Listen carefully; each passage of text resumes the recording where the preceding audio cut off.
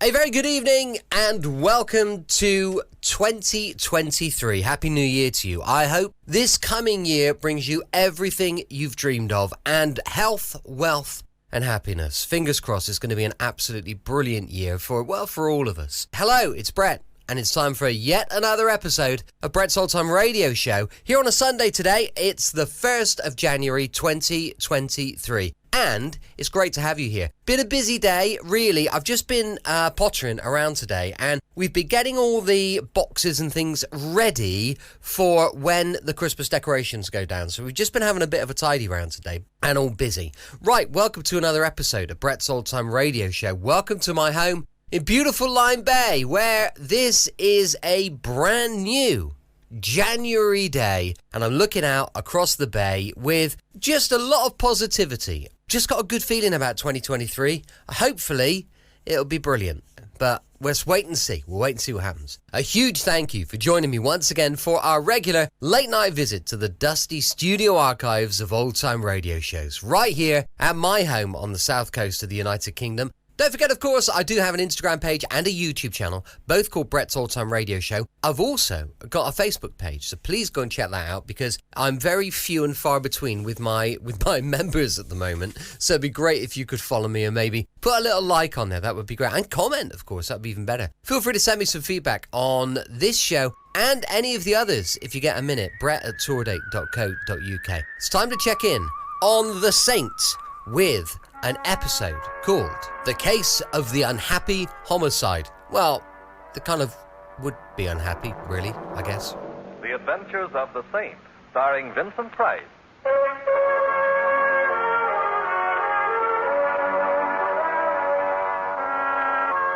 Saint, based on characters created by Leslie Charteris and known to millions from books, magazines, and motion pictures.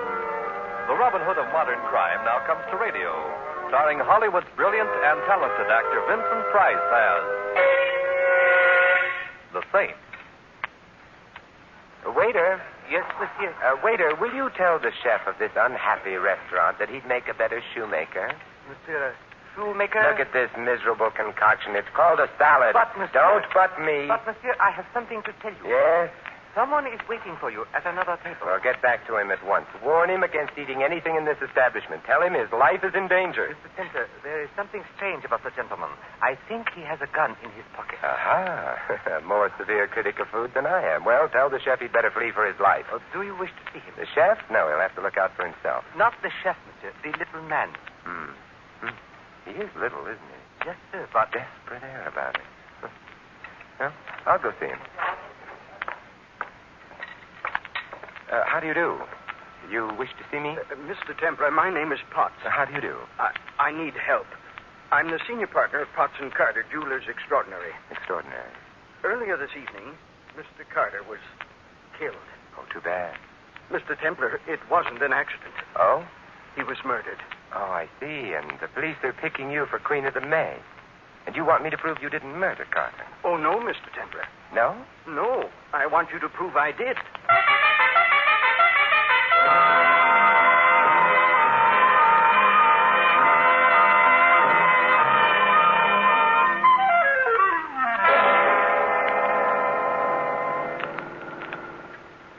It's no use, Mr. Templar. I did kill Carter. Well, why wouldn't the police believe you? Because they couldn't find the corpse. Well, there's usually one around after a murder, you know. Somebody stole this one. Stealing corpses is a rather restricted profession. Where did you kill your partner? In our establishment on Wilshire Boulevard. Well, that's a nice place for it. When? Earlier this evening. And then you phoned the police from the shop? No, I couldn't bear the sight of Carter's body. I walked over to a nearby hotel and made my call from there. And then? I returned to the shop. I didn't go into the back. Where the shooting had taken place? Yes. I waited for the police. They arrived. I told them what had happened and let them into the back. But when you got there, the cupboard was there. Yes, Mr. Templar. No one had heard the shot? No, you see, it's a business neighborhood. It was evening. That's understandable. May I ask you a question, Mr. Potts? Of course. Are you tired of living? Right. Oh, you mean, why am I so anxious to have the police believe me? Yes. Because I shot Carter in self-defense. He's a larger man than I am. He was threatening me with physical violence. I acted only in self-defense. Oh, I see. Well, I'll drop you at your home. And, Mr. Potts, you've got a job. Yes? You've got to find your partner's body. But Now, ask yourself where you'd go if you were... No, he wouldn't be going anywhere himself. You better spend some time thinking about your friends. One of them might have removed the corpse in order to shield you. Or think of your enemies. Are you married? Yes, I am. Well, anyway, an enemy of yours might have moved the body to make the killing look like premeditated murder. One way or another, Mr. Potts, you've quite a bit to think about, haven't you?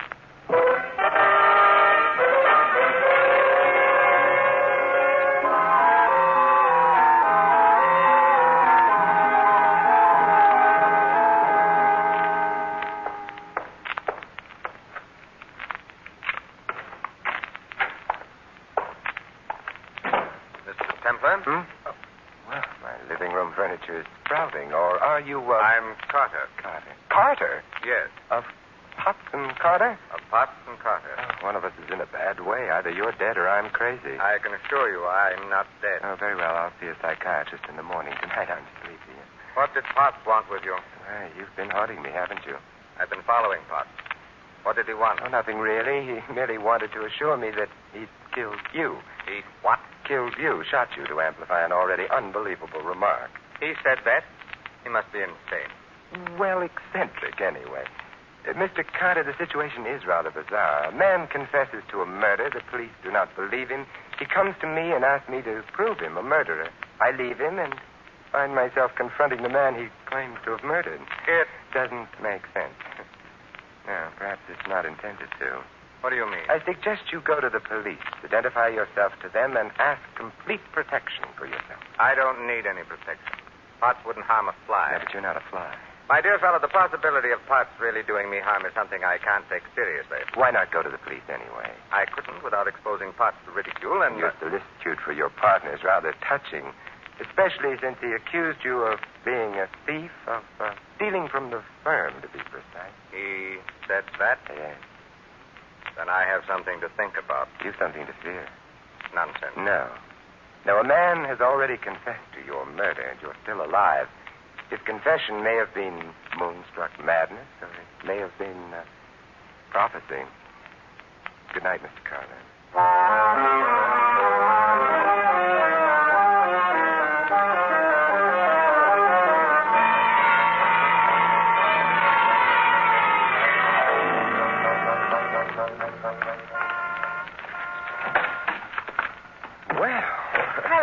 Hello. The cars they put out nowadays have rare and wonderful gadgets attached. Pardon me, but I'm trailing a fellow. Who? A man named Carter. Do you know him? Mm-hmm. Do I know you, or should I? What do you think? Carter's cab is well in sight. Just a moment. I'll take my eyes off the cab for a moment and... yes, I should. What's your name? Claire. I'm Simon. You know, I only bought this car yesterday. Are you part of the standard equipment? No, I go with the deluxe models only. Well, I'm so glad I paid for the extras. Claire, what? Doesn't matter. Depends on where we're going or what we do when we get there. This is a nice, quiet street. Hey, wait a minute. That's the ignition key. I know. Look, you've got the key. Mm-hmm. Well, may I borrow, eh? No. Oh, no. Carter's cab is out of sight. Oh, you're cute. This is as far as we're going. And now, Simon, what are we going to do?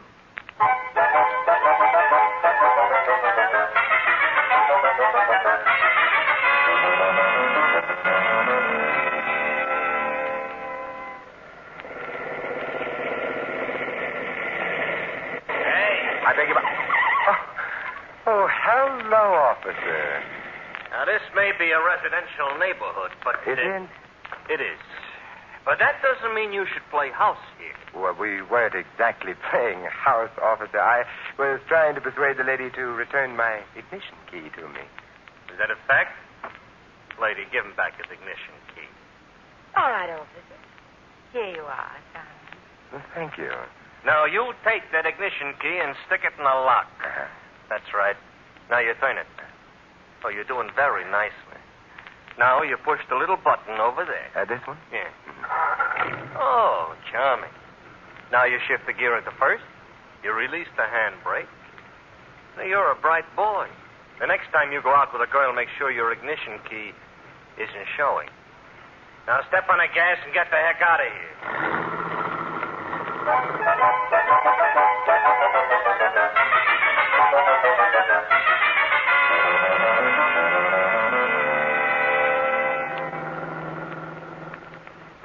Are you angry with me? For delaying me? Not especially. Where are you taking me? To a jewelry store. Oh, you really shouldn't. You don't know me well enough. Which jewelry store, son? Potts and Carter. You know the place? I should. My husband owns half of it. Oh. Potts or Carter? Pot. They must have a nice assortment of stones. What makes you think so? Potts doesn't bat in your league, baby. Not in his own merit. Well, I'm not so sure that's a compliment. Brood about it, huh? Because, he was arrived. Hey, there's a light in the back. Are you coming with me? No. Oh, why not? You think your hubby might be there? I'm brooding. All right. Just don't hatch anything.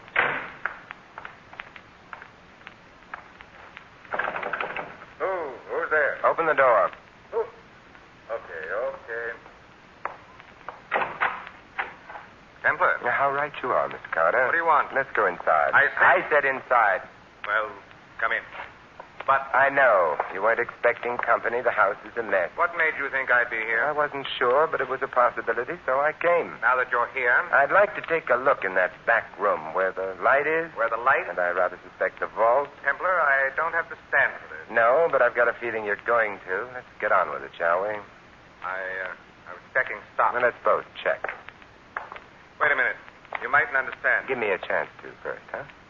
I don't want you to come in Keep here. walking. All right. But... Well, You idiot, if you think that by putting the lights out you... Carter! Simon! Claire, I heard the shots. I came up to Simon. Where? The light switch is near the back door. I got it. Oh, quiet now. Simon, at your feet. Lying half across the doorway, Mr. Carter. Eyes are open. Simon, they're open. Dead. There's blood leaking out from under him. Let's take a look at the back room. Uh-huh. Yeah, back window leading to an alley. Not so much for that. Now, the vault's open. Simon, how can you worry about that when the man's I've dead? seen dead men before. The vault's empty. I don't care. Your husband might. The police certainly would. Well, I gotta go. Oh, but you can't leave me. You've got a job notifying the police. They wouldn't like it if you didn't. What are you going to do? Where do you live? Bell Tower Drive. What number? 39. All right. Dial operator, ask for police headquarters. Tell them all. Me, I'm going to visit with a man who confessed to a murder before it was committed. Curious to see whether he's going to stick to that confession now that the murder is a murder.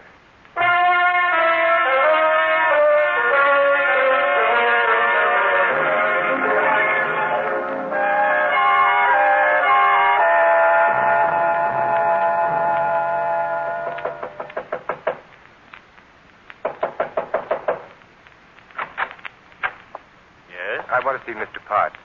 at this hour? Yes, I'm peculiar. I want to see Mr. Potts at this hour. I'm sorry, but... Save your regrets. Good heavens, sir, you pushed me aside. Tonight you win the badge for alertness. Now shut the door. Yes, sir.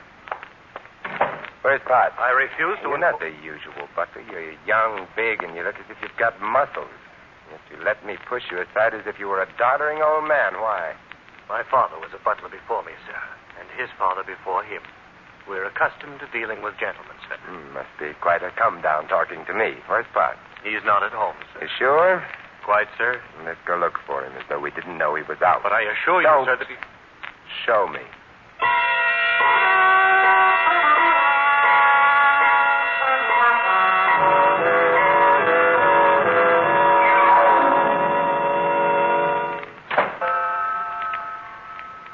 Well, he's not in the house.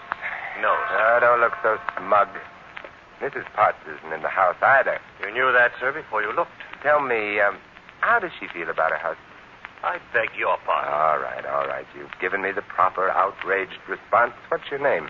Anderson, sir. Anderson, make a speech. Sure.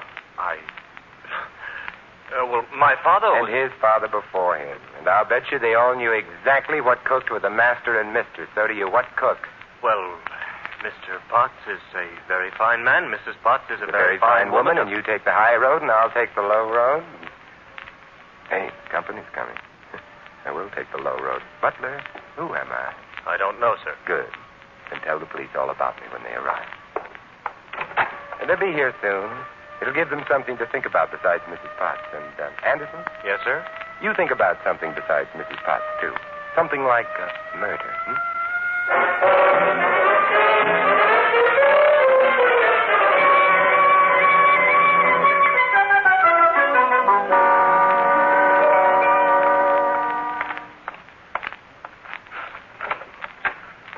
Good afternoon, sir. Oh, It's only Simon, Claire. hello, Simon. Business as usual here at Potts and Carter, Yes, usual enough, I suppose, with Carter lying in the morgue and my husband. Where? Nobody knows. Police looking for him? Yes. Warrant out for him? No, of course not. Then whom have they in mind for Carter's murder? A burglar. It's obvious what happened last night. Someone was burgling the vault. Carter surprised him. The burglar shot Carter. It's a theory with a great many pleasant aspects. It doesn't explain your husband's confession, though. Well, he was overworked. He was tired. He didn't know what he was saying. Police are afraid that maybe he'd lost his mind or something. Yeah, I like that or something better. The theory doesn't explain your husband's accusations against Carter. Accusations of theft. Simon, I don't know anything about all this. Then why your act in the car last night? I was worried about my husband, about Carter. And then I've always wanted to meet you. Oh. Why? Well, it's not the kind of thing I can talk about coldly like this. Well, we must discuss it warmly. Some other time. Right now, what about Anderson, your butler? Anderson? I don't trust him. I know it's not done this year, mistrusting butlers, but I have a feeling he knows more than he should.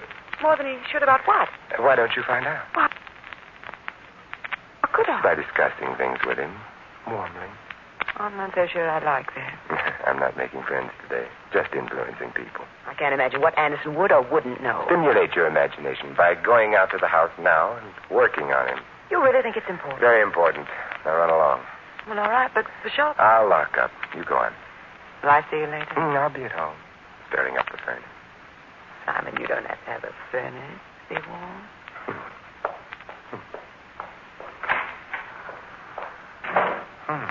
Well, first the back door.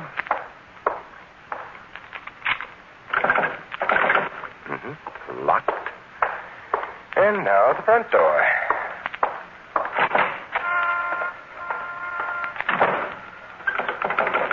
Locked.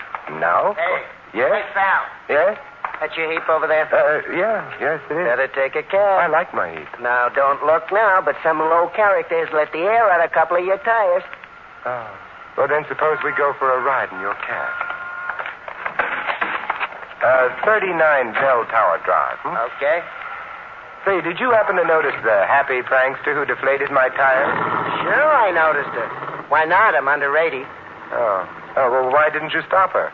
Mister, I'm a married man. That means I'm cautious. For all I knew, maybe you're the kind of fella likes a girl to deflate his tires for him. It depends on the circumstances, Cabby. Not so early in the morning. Okay. Next time I'll know you don't like a girl to deflate your tires for you in the morning. You don't think it's fun. No, I think it's murder.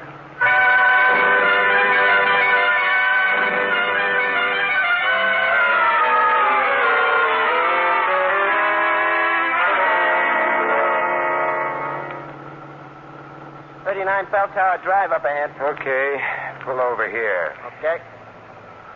Nice jump. What, I should wait for you? We'll both wait. For somebody to get to the house? No, for someone to leave it. Hey, mister. Yeah? There's a guy leaving the house now, getting into a car. Good. Anderson, follow the car. Okay. Not too close, huh? Not too close. There he goes. Well, we go too. Hope he ain't going on no long trip. I ain't got too much gas in the tank. He's going on a very long trip, and yet I don't think he's going far. Huh? Space is relative, Cabby. Remember what Hamlet said? Well, I wasn't around at the time. I could be bounded by a nutshell, yet count myself king of infinite space. Oh, yeah, I remember it now. Were it not that I have bad dreams. Nice guy, Hamlet. I wonder, does Anderson have bad dreams?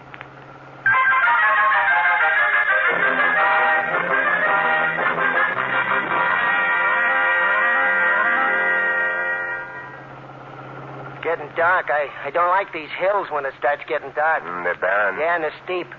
Hey, the guy we're trailing is turning off the road. Private driveway. Pull up to it and stop. Okay. The house is beyond the bend, quite near the road. Cabby. Yeah? I'm leaving you. Look, I want you to drive back to town. The instant you hit a place with a phone, call the police. Yeah, and tell them what? To warm a cell for a murderer. They can pick the murderer up here. Okay, pal. But don't do nothing rash.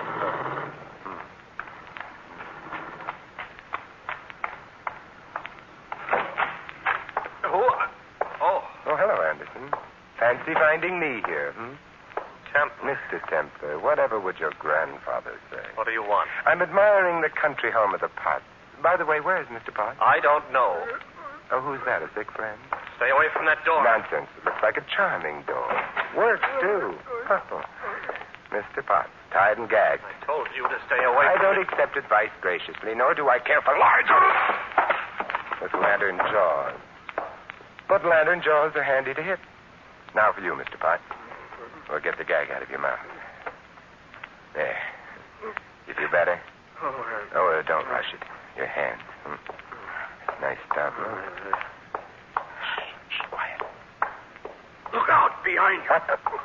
Oh, hello, Claire. Hello. So glad you dropped in. You are? Yes. Remember I warned you about your butler? It was he who brought your husband here, tied him up, etc. That's interesting. You should ask me why I suspected him. Oh, all right, I'll tell you. When I visited your house and met Anderson for the first time, we had a little chat, in the course of which he remarked that I knew you weren't in the house before I searched it. That was hard, you know. Why? Because how did he know I'd seen you outside the house unless... Unless what? Let me help you to your feet, Mr. Potts. I can't move. Standing up will help restore the circulation. Unless what, Mr. Templar? Oh, tut.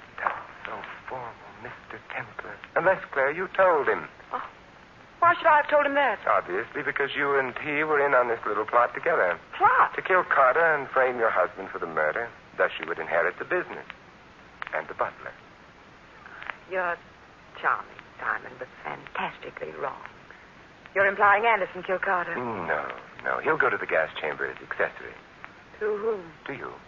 Silly. Carter was shot from the back room. I was out front with you. You were at the front door, that's true. Carter was shot as he was going into the back room. His back, therefore, was to us. And yet, if you remember, he was shot in the back. Afterwards, we remarked how he lay face upward with the blood coming out from underneath him. You aren't a fool, are you? Oh, dear. I was wondering how long it would be before you produced the pistol. Mr. Potts, can you stand alone? I can't. I'm falling. Oh, then fall in your wife's direction. All right. Mrs. Potts, your gun, if you please. Thank you. Well, that's a good deal better. The police will be here shortly, and that will be that. Oh, relax, Mr. Potts. You've fallen to rise again, but your wife, I'm afraid, has deflated her last tire.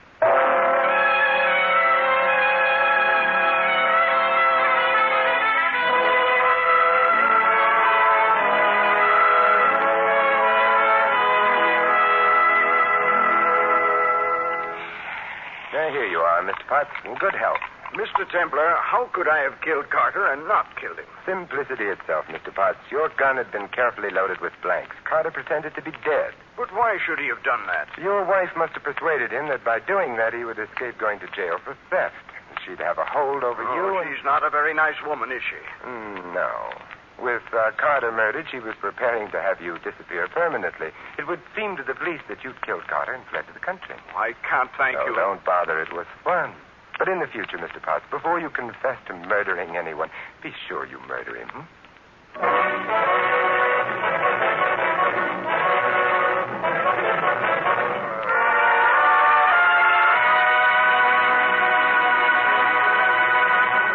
Been listening to another adventure of the Saint, the Robin Hood of modern crime. And now here is our star, Vincent Price. Ladies and gentlemen, freedom is everybody's job. The Bill of Rights established our freedom and protects it. But freedom demands that each of us carry out our duties as a citizen. To vote in an informed way so that the best man is placed in public office, to serve on juries, to take an active interest in public issues. Remember, by making our form of government work better here, we strengthen democracy everywhere. This is Vincent Price inviting you to join us again next week at the same time for another exciting adventure of the Saint. Good night.